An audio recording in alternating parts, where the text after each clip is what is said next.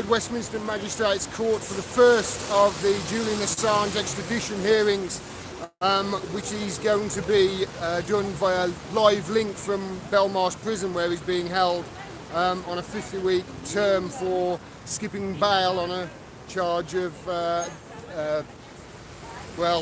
consensual sex without a condom, it seems, via a Swedish court, which a European arrest warrant has been, of course, denied by a Swedish court. Really rather loud here, I hope you can still hear me. Just move out to where it's a little bit quieter.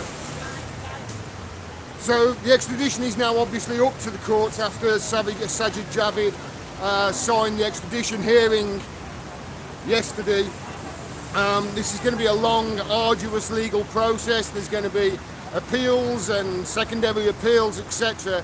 You would think that Assange and his lawyers will try to stretch this out for as long as possible, and you suspect with the state of the country at the moment, the state of our government and the state of the state, if you like, they are going to want to obviously try and get this done as quickly as possible and rush through the court system.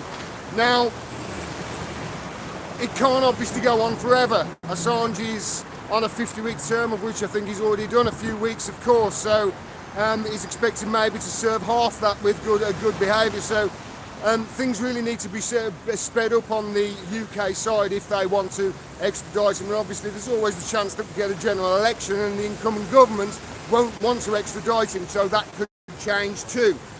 We will find out in the coming weeks whether the United Kingdom has a court system, where a judiciary system worthy of its name, or whether it's going to be a kangaroo court. Now, at the original hearing, you may remember the judge said that Assange was a narcissistic man.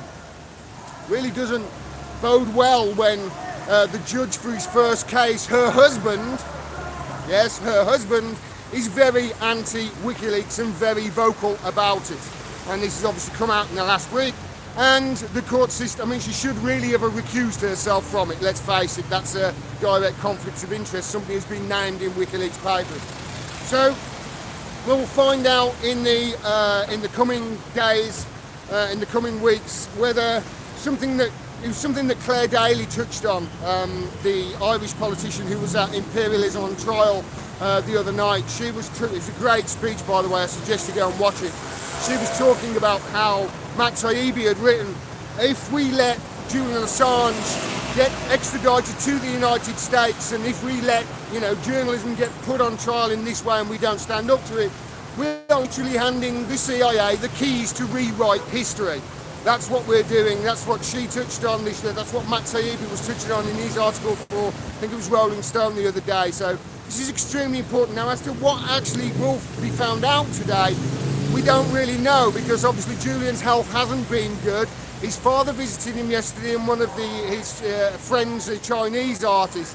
But it's whether he's going to be fit enough to actually answer questions, whether he's going to be corpus mentis, I suppose, and be able to know exactly what's going on.